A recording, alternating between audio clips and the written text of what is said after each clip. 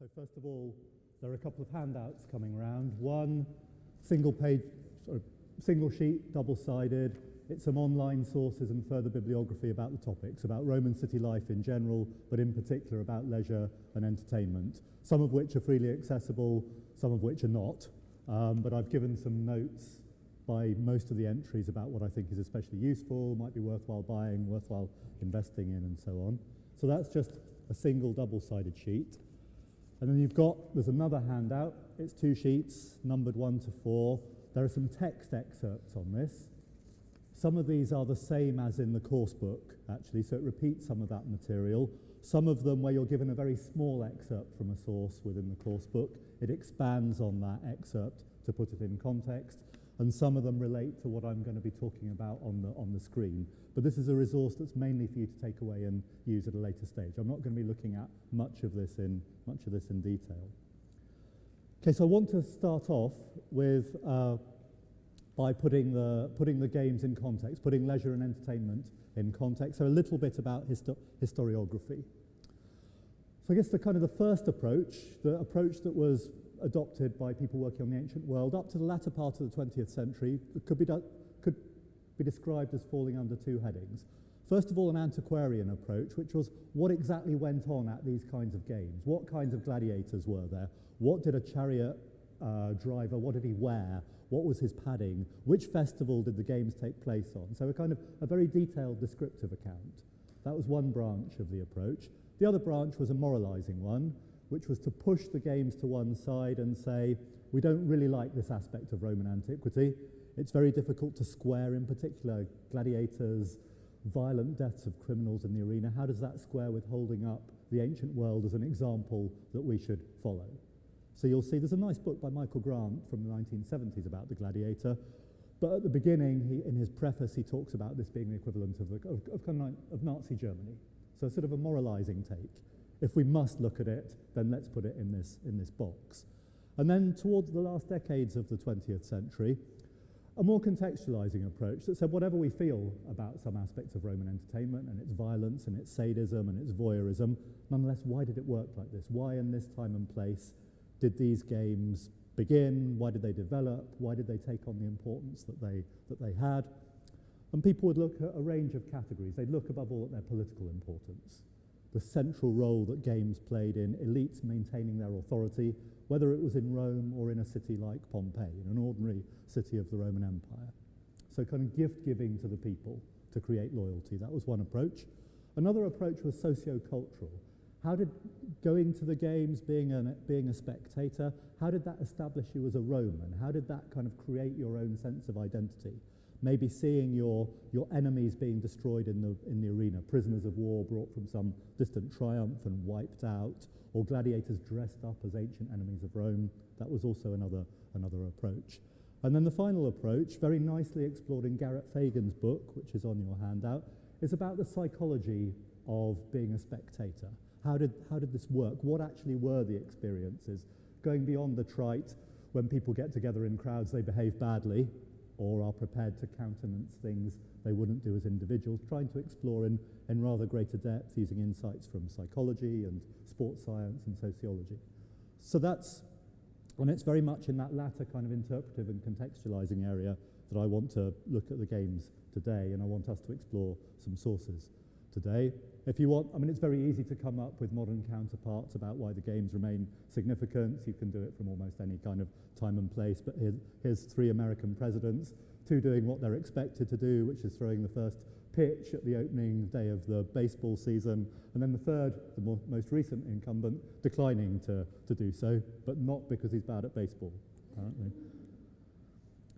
So my second starting comment, sources. So our understanding of spectacle and entertainment is based on a patchwork of putting together texts, literary texts like Tacitus, inscriptions, surviving remains of buildings, images that the Romans created of games, and also to some extent experimental archaeology. So there are people who are part-time gladiators at the weekend who will kind of perform using the weapons appropriate to their role to see how did that spectacle work out. So we've got this patchwork, and important to say that textual sources form a minor part of our patchwork. So we have this description from the Annals saying this is what happened in Nero's second consulship. Nothing really worth reporting unless you're interested in the trivia, like building an amphitheatre, what happened in the amphitheatre. That's for somewhere else, but it's not the subject matter of history. So literary sources tend to tell us about games when something went wrong, from when something went spectacularly wrong, or when the writer wants to kind of position themselves and say something about their own status in society. So Pliny, writing about chariot racing, says, how can people bear to spend their time watching this? There's no thinking involved. So our literary sources are occasional and often indirect. So we depend on one single source, for example, to know what was a typical day in the arena. So we're often told the morning it's animal hunts, midday it's executions, afternoon it's gladiators, but there's one single source. Seneca telling us this in passing. You'll read it in all the books about spectacle culture, but it's very much a patchwork. So it's crucial to note that. And what I want to do, kind of towards the latter part of my presentation and in our exercises, is look in particular at some of the epigraphic sources for that patchwork and some of the visual sources. So epigraphic being those inscriptions on stone and in paint and so on. Okay, a little bit more now about the context for entertainment and leisure. So there's not a Roman term that maps directly onto the GCSE sub-theme in the chapter. Leisure and entertainment, you can't find a Roman term that corresponds to it. In particular, bathing would not really have been put by the Romans within the context of spectacle culture. So there are ancient terms, ludi. Ludi can mean specifically performances, like theatrical performances or chariot racing, but it can also mean the festivals to the gods within which they take place. Another commonly met term to translate spectacles is munera. Munera means in general duties or obligations. Gladiatorial combat is often referred to under the heading of munera, starting off being the duty or obligation that you owed towards the recent dead, that you owed towards your ancestors. Later on, end of the Republic, they become part of the political cycle, what a magistrate's expected to do, and then they become the duty of a magistrate towards their people. So we've got these ancient and modern categories don't quite match up. The main context in which games originate, so in archaic Rome and in Rome of the Republic, is in the festivals of the gods. So chariot racing and theatrical performance, in particular, start off then. The other main context is rites of passage, in particular elite funerals.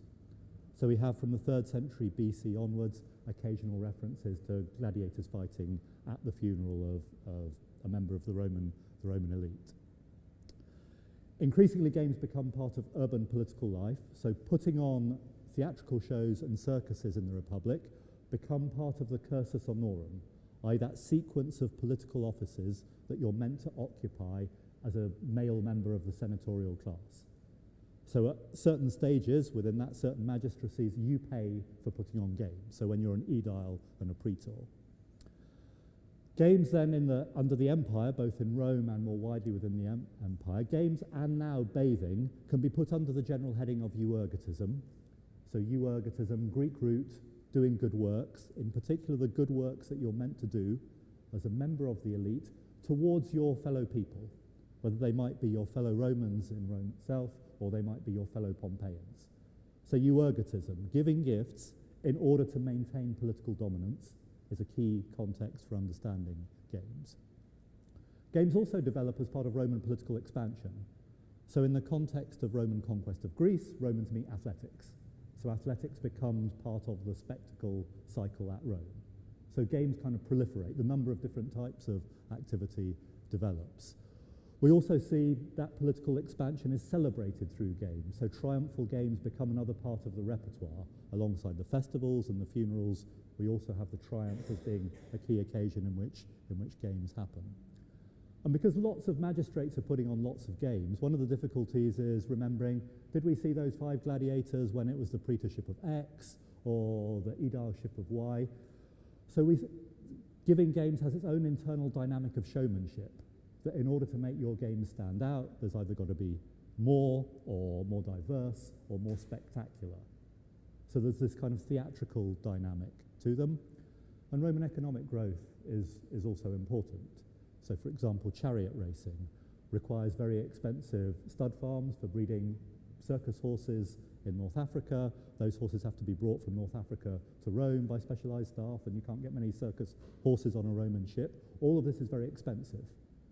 So it's also that growing wealth held by Roman elites that allows them to pay for games.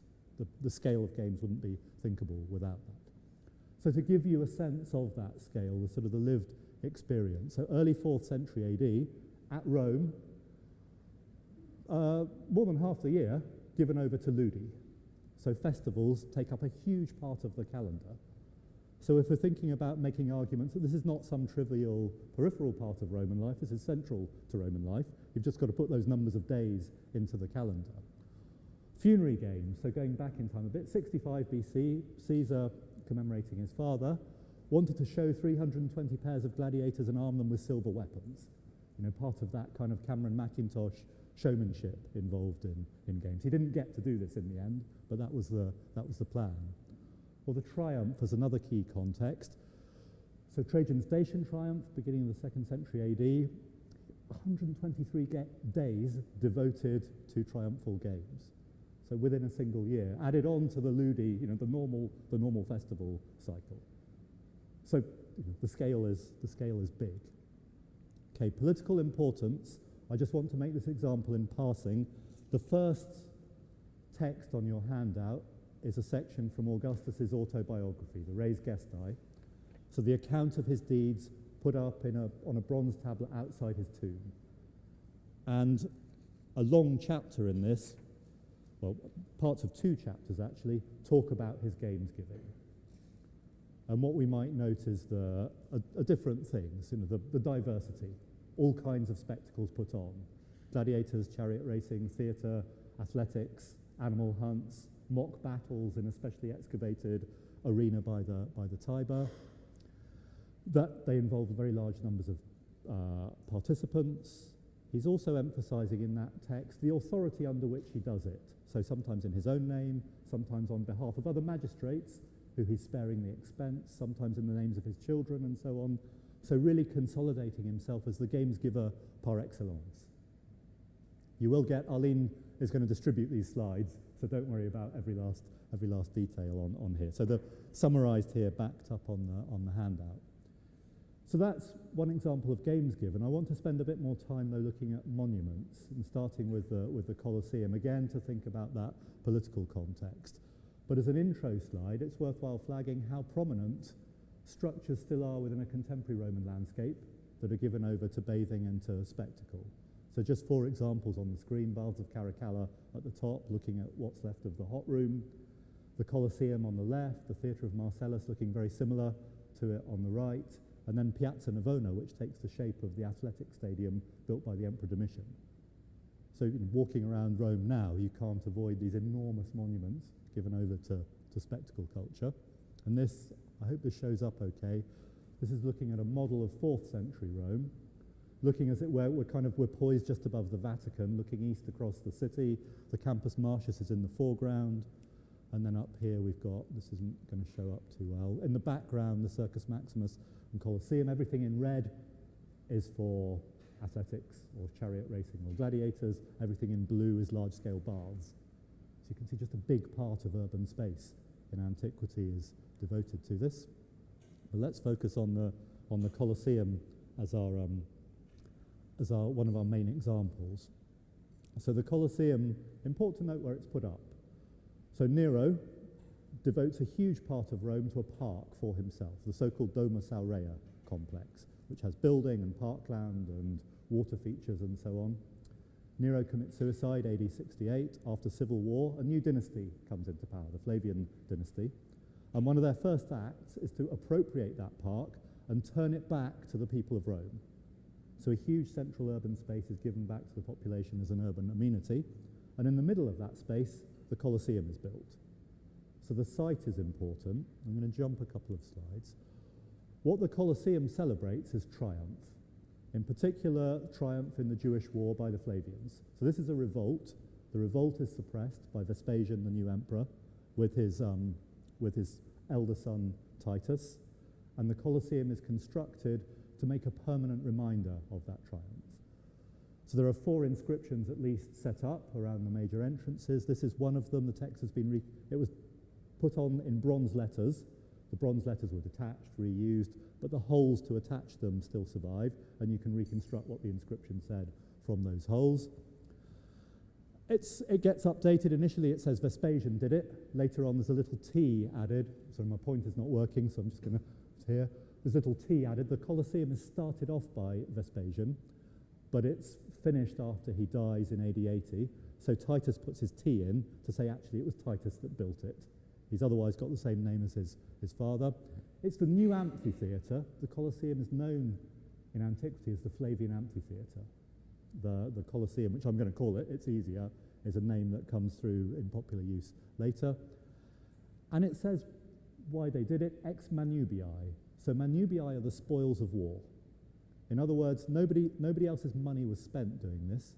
These were those huge spoils that we brought back from Judea. We crushed the revolt. The games to open the arena involved lots of captives taken in that revolt. But this is where it comes from. It comes out of triumph. We jump back. The scale is huge. Another thing that doesn't need stating. Can I ask how many people have been to Rome? Okay, a lot of you. So you'll have probably appreciated the scale of it for yourselves. So we've talked about the location. The outside of it is made of travertine, which is a material that's also used around the Theatre of Marcellus, which is a monument constructed by Caesar and finished by Augustus. And that's probably a very deliberate choice of material to echo that emperor of 70 or 80 years before. Kind of we're continuing down that line of those renowned figures of a century or so ago. It's got these arched entrances all the way around. So there are 80 entrances on the ground floor that take you to your seats. Each one is numbered, and then we've got arcading further up. Contemporary images of the Colosseum suggest what was in that arcading. So they weren't blank arches as they are now. They're filled with statuary.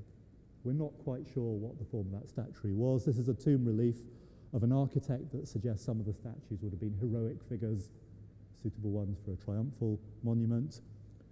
At the northern and southern entrances, it's very likely there was a triumphal arch with one of those inscriptions on it that said this was the conquest from which this building comes. The interior is a shell now. The travertine and marble has all been reused in other monuments in Rome. So you get this brick shell. So it's difficult. You get a sense of scale from visiting it, but not really a kind of an easy mind's eye sense of what the interior looked like. So Peter Connolly's reconstruction, a very nice reconstruction that's in the textbook I'm referring to here. So Connolly's reconstruction shows at the top the masts which held the awnings, which would have been used to protect the crowd from the summer heat. And then as we step down towards the arena, you can see these steep banks of seating. The crucial point to note about the seating is that it's graded according to status. So the closer your seat to the action, the higher the status you are. So it's senators and the emperor immediately on the podium above the arena. Behind them, the equestrians. Above them, citizens. And then beyond that, other miscellaneous categories. It's still discussed exactly how this kind of seating plan worked, but the crucial point is that seating is distinguished by status. And so the spectators themselves are kind of part of the show, because you see kind of Roman society set out in order, set out as it should be. And we have an account from Suetonius about some of the regulations that Augustus put in place, repeating Republican legislation, to try and enforce it, that people really should stay in the seats that are appropriate to their class. The number of times this gets repeated suggests that in practice, these distinctions weren't always observed. But in theory, that's how it's meant to work. So the cavea is the seating. Another term you'll meet as maeniana, the different sections of the cavea. And then there are lots of terms applied to those. So Connolly says maenianum primum and so on. Primum is nearer the arena, secundum, imum further away. So maeniana and cavea, they're the crucial terms to note. People have done calculations that showed that you could fit a very high proportion of the senatorial and equestrian class actually in the Colosseum. So most of the significant people in the Roman world, you could in theory get in there if they were all at Rome at the same time. The amount of seating actually left over for the masses is actually, it's still thousands of places out of the 50,000, 10,000 places or so, but it's still a very small part of the population of Rome. So when we talk about mob mentality at the arena and so on, or the plebeian masses, they're not really actually here. It's the politically significant section of the population that's there. And jumping back a century before the Colosseum, Cicero, Procestio, the handout, the excerpt is on your handout, talks about how do you get a sense of how public opinion works. Actually, at the gladiator shows, who applauds when someone comes in, who gets booed and so on, that's a very good place in order to establish how the political landscape is operating at a particular time, especially because you've got these important people there as part of the audience. Again, this is shown in the textbook. In the arena itself, nothing survives of the surface of the arena within the Colosseum. What does survive are the substructures. So those ingenious systems of ramps and lifts and pulleys and so on, that's put to good effect in the movie Gladiator to kind of bring new combatants up onto the arena or to bring wild animals up. They're preserved, when you can see them when you visit the Colosseum. They're better preserved in another Italian amphitheatre that copies the form of the Colosseum at Pozzuoli. So this is down in the substructures of the Pozzuoli amphitheatre, kind of looking down the spine of the arena, and then you've got these corridors going off to the side. There would have been animal pens in the side, kind of getting ready the performers. So there's also, as well as the visible part of the arena, there's also the kind of the invisible part, the expensive bit that gets the performers into their right position. Okay, I want to shift out of Rome now to Pompeii to emphasize the kind of the significance at a local level of games as well. It's not just the city of Rome that we're talking about for games as a political and their political importance. So map of Pompeii, AD 79, spaces outlined in red are spaces in which spectacles take place. So theatre, drama and amphitheatre games. And then blue are public baths. So the key point is that there's a lot of those spaces. Pompeii is really important for understanding spectacle culture in general because of the diversity of sources preserved there that wouldn't usually be preserved in a Roman setting. So we have buildings, the small theatre top right, building inscriptions, middle left. We've got lots of graffiti where people have drawn pictures of gladiators and kind of kept their scores underneath them. Gladiatorial equipment, so we have a helmet just here. And we also have painted notices put up by magistrates to announce that their shows are going to happen. And it's one of those that I want to look at first. So this is a prescribed source in the textbook. So this is a painted notice. So 2 of these survive, there are probably more, to advertise the fact sometime in the AD 50s or AD 60s that this set of games are going to take place. So you'll see the first thing is that it's going to be put on by this aedile. So he's named there, says where it's going to happen and what date, and then what's going to go on. He has his own, unusually, he's got his own gladiatorial troupe. Usually people are hiring gladiators from the imperial schools, but he must be very wealthy in order to maintain his own gladiatorial familia and pay for the training and specialization and so on. So that gladiatorial troupe is going to be there, and then there'll be other events. So the venatio, the hunt, that will be animals fighting other animals, but the main part of that will be human hunters in the arena fighting with animals. And most importantly, there'll be awnings, so you'll be in the shade while you're enjoying the spectacle. So it's a classic example of gift giving. A figure in a named position of authority, but a junior magistrate, an aedile, so wanting to climb up that local cursus honorum, important to gain the approval, the popularity amongst his fellow citizens, is putting on these games, but making sure that everyone knows it. Maybe just to flag this, you'll see in front of a lot of these inscriptions the initial CIL. So CIL is the name of the corpus of inscriptions. These corpora were first established in the late 19th century, and many of them will go by these acronyms at the beginning, and then a number, and sometimes a volume number as well. They're not all CIL. CIL is the parent of many of the corpora that are in use. But inscriptions will tend to have this kind of information attached to them. a different kind of inscription now, moving to the theatre, the large theatre at Pompeii. So the large theatre is built in the 2nd century BC, and it gets a major upgrade at the end of the 1st century BC, during the reign of Augustus. And that upgrade is advertised by 2 really long inscriptions put up somewhere on the stage set. So they're put somewhere around here. We're not sure exactly where. It's a short one. So first of all, names. Marcus Holconius Rufus and Marcus Holconius Celer. It's a typical beginning for a building inscription. Who did it? They don't say who they are. They just give their names. Marcus Holconius Rufus is a really well-known figure in Pompeii at this time. He holds the most senior magistracy several times over, the local equivalent of the consulship. He's named on lots of other inscriptions with all his titles. So he's counting on the fact that everybody knows who he is. He doesn't need to qualify it with some other title. Celer, maybe his brother or maybe his son, we're not sure. Celer is less distinguished. Then what they built. So they built a new corridor running around the back of the seating and supporting some more seating above it. They built boxes, so just on either side of the stage set, so they're kind of the prime positions in the house. And then it says they built a theatrum, or teatrum, but that probably in this case means the seating itself. So the seating gets rebuilt.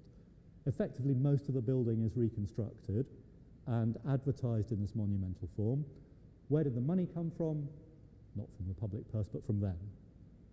So it's who did it, what they did, what was it resourced by. So the emphasis on both their public prominence, but also the legitimate way in which they act. This is a permanent memorial. Anyone visiting the theatre, whatever is going on stage, if your mind drifts away from the attention, from the spectacle, you can always read the inscriptions as an alternative form of information. I'm not going to say, I have slides here about bathing at Pompeii and Herculaneum. Just to flag, a very important Pompeii and Herculaneum bathhouses are very important because we get unusually complete preservation of superstructures. So the central baths at Herculaneum in particular, one gets a very nice sense of the physical experience of a bathhouse because of the preservation of the decoration and the roofing in a lot of cases. So it's a crucial example. There are resources about this on the handout. As the final part of my presentation, I want to look now in detail at the circus more as a performance rather than as a performance space. To get a kind of a visceral sense of chariot racing, I find the best source remains still the 1959 version of Ben-Hur, and you can find there's lots of YouTube versions of the chariot race that you can illegally look at. You can also, there's a theme park in France called Puy de Fou. I've never been there, but apparently they also do chariot racing as part of their summer spectacle season amongst their historical reenactments. So if you're looking for a field trip, then that might be an alternative source. So we're mostly going to be looking at the Circus Maximus. Chariot racing is the oldest form of public entertainment in Rome, so it goes back to the archaic period, to the 6th century BC. The circus itself sits between the Palatine and the Aventine hills. If you go to Rome now, you'll see it's just a very long, thin public park, effectively, with a small amount of archaeology preserved at the southeast end, the circular end of the circus.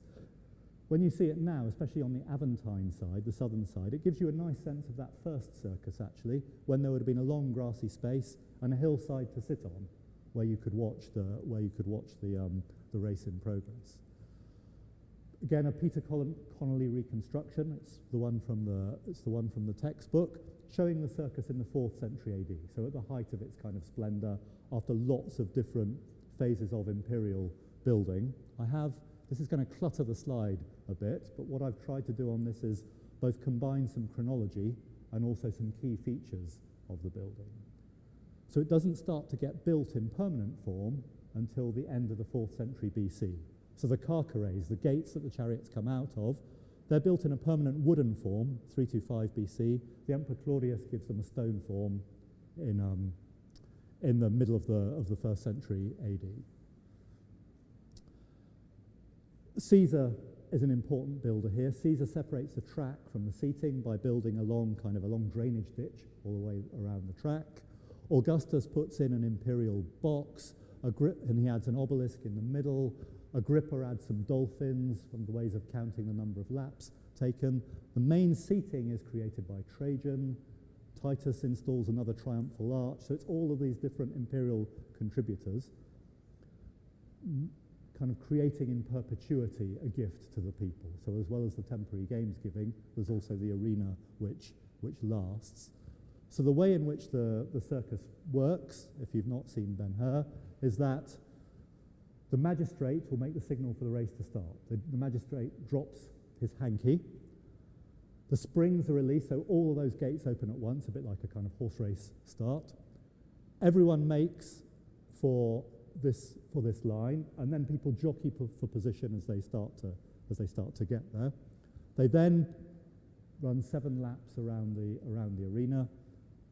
The key danger points, as you'll remember from Ben-Hur, are these ones: the metai, the turning circle, where you have to make this incredibly tight turn to bring your chariot team around. Vital to emphasize the scale of the circus. So 250,000 versus 50,000 in the Colosseum. So that means you really can get a very significant part of the population of the city, which we estimate at being about 1 million or so in this period. So this is a political interface between emperor and people, not just emperor and the dominant ruling class. Seating in the circus, is also divided by status, but unlike the Colosseum or the theatre, men and women are allowed to sit together. So there's a harassment manual that you'll see if you look at the excerpt going over pages 1 and 2. This is Ovid at the circus. So Ovid talking about, so through the Amores, so how to fall in love. Well, no, that's not an appropriate translation. How to pester would be probably a better one. Important, if we're interested in the technicality of circus racing, is that he tells us kind of what happens at the beginning, that there's a procession and so on, that there's this pompa, because it's a festival of the gods. The gods have to arrive, and they sit in the imperial box alongside the emperor if they're in town. And then the races start off, but his attention wanders from the races from time to time. But it's because it's got a very large audience, what we get is political monuments to political successes placed in the space of the circus. So in the middle of the spina, that raised bank that runs down the middle, Augustus places an enormous obelisk as a symbol of his victory at Actium, and expressed as the Roman people's conquest of Egypt. An inscription around the bottom. You can still see this now in Rome, but not in the circus. If you go to Piazza del Popolo, it was moved there during the Renaissance and re-erected. In order to understand a lot of the interior of the circus, not much of it has been excavated, so we rely a lot on images. So this is a coin image that's put out by Trajan. Trajan, you remember, builds the seating, and it shows us the exterior and the interior at the same time. So the exterior facade, like the Colosseum, and then the interior with the spina down it, Titus's triumphal arch, the obelisk, in the background, kind of in an exaggerated scale, the temple of the sun god. So one of the major festivals at the circus is the festival of Sol, because the chariots go round and round the space. It's like the passage of the sun through the heavens and so on. So Sol is one of those very early gods to whom a festival is dedicated in the Colosseum. So it's a typical Roman kind of split view, showing you the outside and the inside at the same time, but in the inside, kind of scaling everything upwards to make it visible. To look at some of the participants, we've got lots of visual representations of jockeys, of charioteers. This is one from the 3rd century AD, now in Rome. It's one of 4 panels showing jockeys with their chariot and horses. So this is a quadriga. It's 4 horses. A biga is 2 horses. Normal races are done in quadrigae, but occasionally with more. Our jockey, he's wearing a kind of padded jacket. He's got a crash helmet on. He's holding up a whip in his right hand, and he's got a palm branch in his left hand. He's the winner. So the palm branch flags that up. In the background are 2 supporters. These are the people who probably race around the arena in front of the chariot to provide a kind of a marker to follow because of all that dust being thrown up by the horse's hooves. So they're sometimes called the jubilatores. He's dressed in red, which shows that he belongs to one of the four factions. So the four factions distinguished by colour: red, white, green, and red. So his charioteers are likely to be of slave status, so he's owned by that faction. And probably the reason for commissioning the mosaic that shows the emblems of the four different factions is celebrating, creating a permanent marker of sponsorship of circus games by a wealthy individual at Rome. We don't have any inscriptions attached to this, so we don't know who, but that would be the normal kind of guess at why do you create these kinds of images. You'll notice maybe that on the left-hand side, this horse is kind of standing rather higher. This is the most important horse, because when you're racing anti-clockwise, so it's that horse that has to make the turn to the left to go round the post in order to pull the rest of the team with it. So that horse is the one that you trust in most. So it's given greater prominence in the image. We do have the voices of performers. It's unusual, actually, and this gives us a kind of non-elite view of the Roman world, quite important for Roman society in general, especially in terms of their funerary memorials. And this is a very long, and I've given it to you on the handout. This is the most famous memorial to a charioteer from Rome. So one of the terms used to label charioteers is the agitator. He rode for the red faction mainly, but you'll see it goes on and on about his achievements, which you can read at your leisure if you can stay awake to the end of the epitaph. It's interesting because what it shows is this kind of culture of record keeping, presumably within the faction and the people who run the faction, keeping these very detailed sporting records, a kind of a genre of text of which we would otherwise have no hint of its existence, apart from things like this. The amount of money is phenomenal. There's a nice article that tries to put that in kind of context. You know, this is almost on the scale of kind of major parts of modern national budgets, if we believe what is reported of Diocles. So a day at the races, I've already talked quite a lot about this. One has, as well in terms of artistic outputs, as well as representations of individual factions, kind of in freeze frame, there's also a genre that shows races in motion, often with multiple episodes going on at the same time. So this is a typical example of that. It's a late Roman mosaic from Sicily, probably dates to the early 4th century AD. It's in the lobby for a bathhouse. So it's set out in this long space, kind of appropriately circus-shaped. It's got the audience at one end, temples at another. The structure of the circuit, the structure of the arena, it's as if the arena has been squashed and flattened out so that you can see the walls of it. This is looking down from the left-hand end down the mosaic. This gives us a lot of the detail about the actual nature of performance. It's multi-episode, so the race is still going on, but in one part of it, the winner is receiving their award. So in this case, it's the charioteer from the green team. The music is being played to signal that he's won, to draw the crowd's attention, and then the palm branch is about to be offered. Compared to the other chariot mosaic we saw, this gives us a much nicer view of the chariot itself. You can see that Ben-Hur is very misleading in this case. The chariot is very small and very light, kind of like a wickerwork basket on wheels, not that great big monumental metal thing that you see in the film. And then we've got the acclamation behind the charioteer, the celebration of the achievement. We also, some of our scenes, place more prominence on what goes wrong. If at the turning post you mess up and you lose control of your chariot, then this happens: shipwreck, naufragium. So on this scene, which is from the British Museum, you can see it in the Greek and Roman Life Gallery. We've got the turning posts here. This team has messed up at the turning post. The driver has collapsed out of the chariot here. The horses are going in every kind of direction. There are other casualties here. The drivers carry knives to cut the strapping that holds them to the horses. So the way they turn their horses is by moving the bodies, but it's by moving their body. The reins are wrapped around their body. It's not enough.